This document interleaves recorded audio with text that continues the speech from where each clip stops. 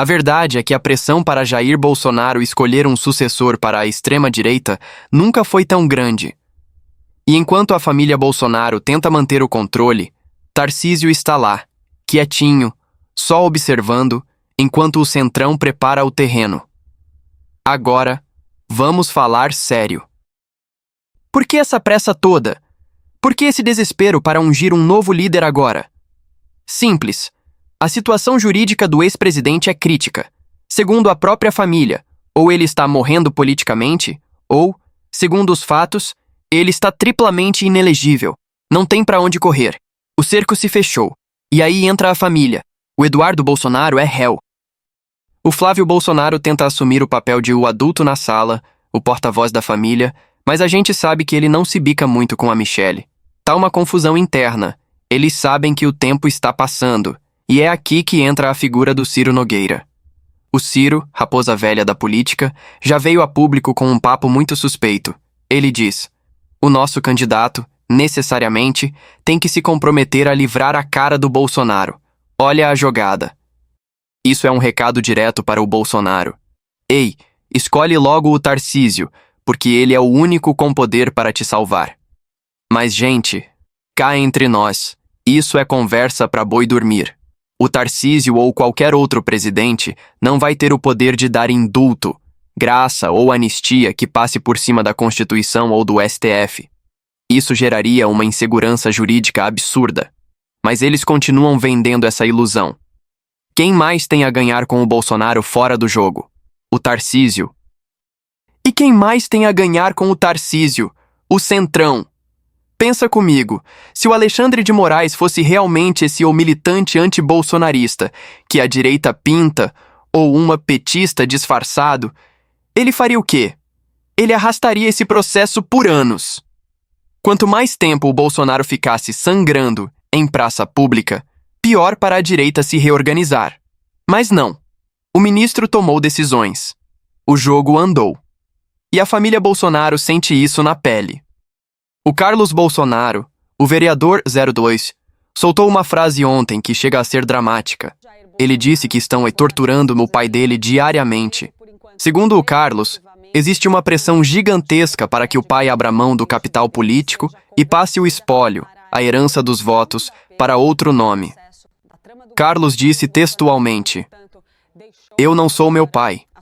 O Flávio tem um acesso mais maduro, mas não há possibilidade de chegar para o povo e trair o povo escolhendo outro nome. Traduzindo o Carlos Chase. Para o Carlos, escolher o Tarcísio agora seria uma traição. Eles não querem largar o osso, mas a realidade bate à porta. Ah, mas e a anistia? Vocês devem estar vendo isso em todo o grupo de WhatsApp. O senador Flávio Bolsonaro saiu de uma reunião com o pai dizendo que pediu. Implorou para os presidentes da Câmara, Hugo Mota, e do Senado, Davi Alcolumbre, pautarem a anistia. Ele diz: numa democracia saudável, isso seria votado. Gente, vamos fazer uma pausa para rir da ironia? O grupo político que tentou um golpe de Estado, que questionou as urnas, agora vem falar que, numa democracia saudável, não se pode ter interferência? É o poste fazendo xixi no cachorro. A verdade nua e crua, a anistia não vai rolar. E sabe por que não vai rolar? Não é só por causa do STF ou do PT. É porque o próprio Centrão tarcisista não quer. Para o Centrão, a anistia é um problema. O Hugo Mota já deu sinais claros de que não vai comprar essa briga. Ele prefere pautar, talvez, uma dosimetria, reduzir um pouco a pena, mas anistia ampla, geral e irrestrita. Esquece. O risco do STF barrar é de 100%. E deputado nenhum quer se queimar à toa numa batalha perdida. Como diz o ditado, as coisas têm uma lógica interna. Se a anistia não rolou antes, quando o Bolsonaro tinha mais força, por que rolaria agora que ele já está condenado e com um pé na cadeia? E aqui chegamos num ponto delicado. Quem não está de saco cheio do Bolsonaro? Ah, mas muita gente apoia ele. Sim. Existe o apoio ideológico, existe o fanatismo, isso existe desde que o mundo é mundo, mas tem uma fatia gigante do eleitorado, inclusive gente que votou nele, que cansou. Cansou da confusão, cansou da briga institucional. E tem um detalhe que dói na oposição. O Brasil não virou a Venezuela. Pelo contrário. Os dados mostram desemprego em baixa, renda em alta. O caos prometido não veio. Então, o argumento de que o governo Lula é um desastre econômico está perdendo força na vida real das pessoas. Sobra o quê? Sobra a ideologia. Sobra o Deus, pátria e família. Mas isso e sozinho ganha a eleição majoritária hoje? O Bolsonaro fez uma escolha de governo que batia de frente com a democracia. Ele nunca escondeu isso. Quem aderiu sabia o que estava comprando. Não dá para dizer, nossa, fui enganado, achei que ele era um democrata sueco. Não, ele sempre foi o que é. Para fechar, o cenário é esse.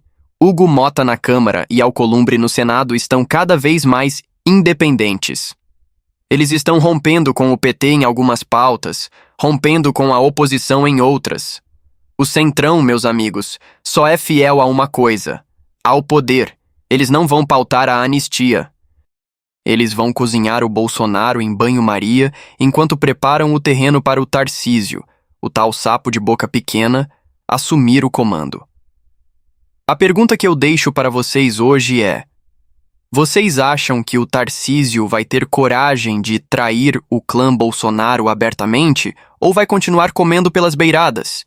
E a anistia, você ainda acredita nela ou já percebeu que é cortina de fumaça? Deixe a sua opinião aqui nos comentários. Não esquece de curtir o vídeo, se inscrever no canal para entender o que acontece nos bastidores de Brasília sem filtro. A gente se vê no próximo vídeo. Tchau!